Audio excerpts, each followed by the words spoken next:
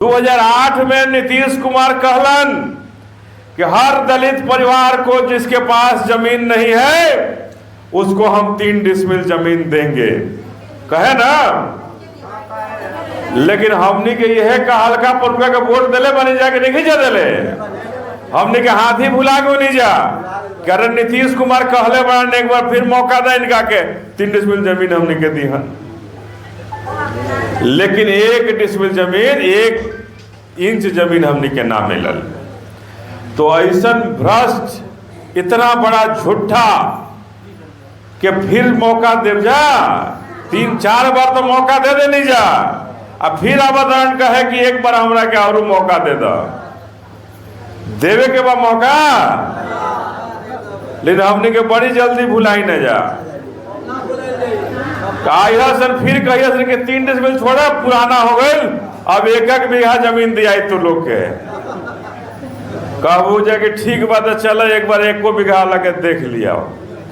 लेकिन जब बहन जी उत्तर प्रदेश में जब मुख्यमंत्री बननी, किसी भी दलित परिवार को उन्होंने नहीं कहा था कि हम जमीन देंगे, लेकिन जब बहन जी उत्तर प्रदेश के मुख्यमंत्री बनी तो हमें 3 डिसमिल जमीन नहीं, 3 डिसमिल का जमीन नहीं, उन्होंने 3-3 एकड़ जमीन हम गरीबों को देने का काम किया था, हम दलितों को देने का काम किया था। जरूरत आन पड़ी है कि जिस संविधान को लिख करके बाबा साहब ने हमें आजाद किया, उस संविधान को याद करने की और उसको लेकर चलने की जरूरत आन पड़ी। चूंकि तमाम जो सरकारें हैं, अभी जो 2024 का चुनाव हुआ, उस चुनाव में लोग आए कहने कि इस बार आप हमको मौका दीजिए, मैं इस संविधान को बचाने के लिए आपके पास आया हूं और हम ही हैं जो आपके संविधान को बचा सकते हैं।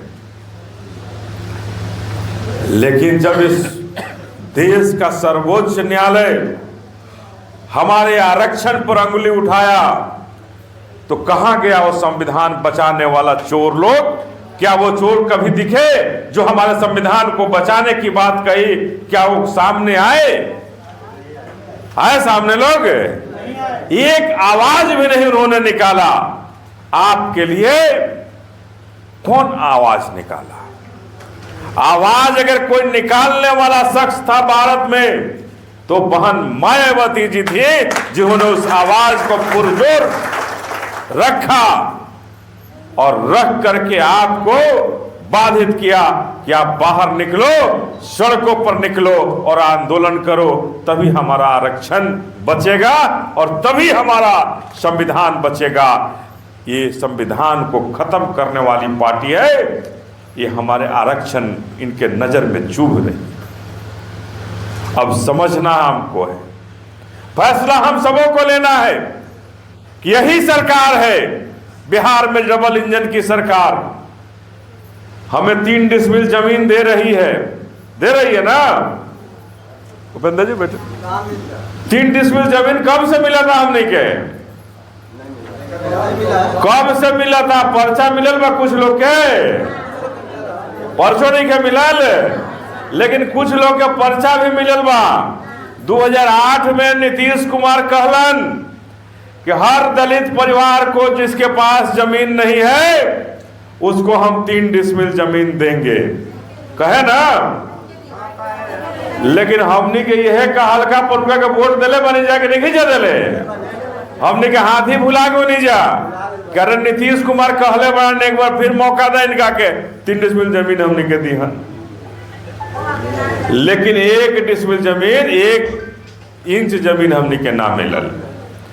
तो ऐसा भ्रष्ट इतना बड़ा झूठा कि फिर मौका दे जा, 3-4 बार तो मौका दे दे नहीं जा, अब फिर आवेदन कहे कि एक बार हमरा के और मौका दे दो, देवे के बाद मौका, लेकिन हमने के बड़ी जल्दी भुलाई न जा। सर फिर कहिए सर कि 3 डिसमिल छोड़ा पुराना हो गए, अब 1-1 बीघा जमीन दिया तो लोग के कहू जाके ठीक बात है, चलो एक बार 1 बीघा लगे देख लिया। लेकिन जब बहन जी उत्तर प्रदेश में जब मुख्यमंत्री बननी, किसी भी दलित परिवार को उन्होंने नहीं कहा था कि हम जमीन देंगे। लेकिन जब बहन जी उत्तर प्रदेश के मुख्यमंत्री बनी तो हमें 3 डिसमिल जमीन नहीं, 3 डिसमिल का जमीन नहीं, उन्होंने 3-3 एकड़ जमीन हम गरीबों को देने का काम किया था, हम दलितों को देने का काम किया था।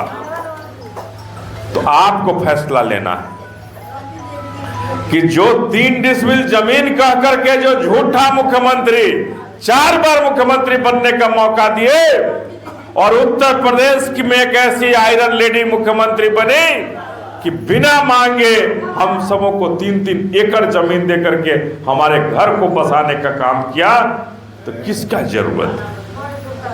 कौन से मुख्यमंत्री का जरूरत है?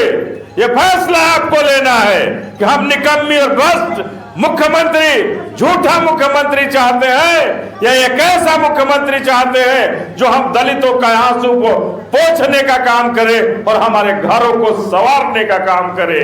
आपको कैसा मुख्यमंत्री चाहिए, ये आप फैसला कीजिए। ये आप फैसला कीजिए कि जिस राज्यसभा में जाने के लिए बहुत लोग लालायित होते हैं कि हम राज्यसभा एक बार हमें चले जाना दीजिए, चाहे जो तिकड़म लगाना होगा लगा करके एक बार हमें मौका दीजिए, सदन में पहुंचा दीजिए। लेकिन हमारी ये आदरणीय बहना ने, हमारी आदरणीय बहना ने उस राज्यसभा को लात मारा, तो किसके लिए लात मारा?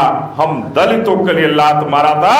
हम हाथरस के दलितों को न्याय के लिए लात मारा और बाहर निकल गई कि मैं उस सदन में नहीं रहूंगी, मैं उस सदन में नहीं बैठूंगी जिस सदन में हमारे समाज की बात नहीं सुनी जाएगी, उस सदन को छोड़कर मैं बाहर जा रही हूं।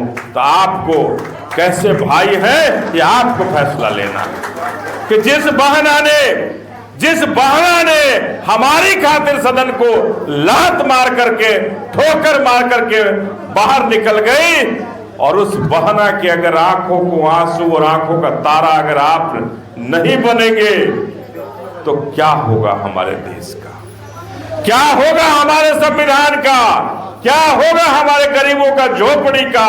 ये आप इसके जवाबदेह खुद हैं। ये जवाबदेही आपकी है कि अगर आज हाथी निशान हमारा है तो वोट के दिन हाथी निशान दूसरे का हो जाता है और हम कहीं और के हो जाते हैं, तो कैसे चलेगा हमारा हाथ? ये कैसे चलेगी बहुजन समाज पार्टी? ये कैसे चलेगा माननीय काशीराम साहब का मिशन? ये कैसे पूरा होगा बाबा साहब के सपना? ये कौन पूरा करेगा? माननीय काशीराम साहब कहते कहते चले गए, इस दुनिया को छोड़ करके चले गए, लेकिन बहन जी उसको संभाली हैं। और हम सबों का कर्तव्य बनता है कि जो बाबा साहब ने जो अधूरा सपना पूरा नहीं हो पाया, उस सपनों को पूरा करने का अगर कोई पूरा कर सकता है तो कौन पूरा कर सकता है? राहुल गांधी है? तो बहुत लोग वोट दे देता है लोग राहुल गांधी के संविधान बचावे के नाम पर। तो हाथना दिन से प्रधानमंत्री तो उनके खानदान के लोग रहे थे, काहे ना कभी संविधान बचल रहा? तो यही से महंगाई होता नो।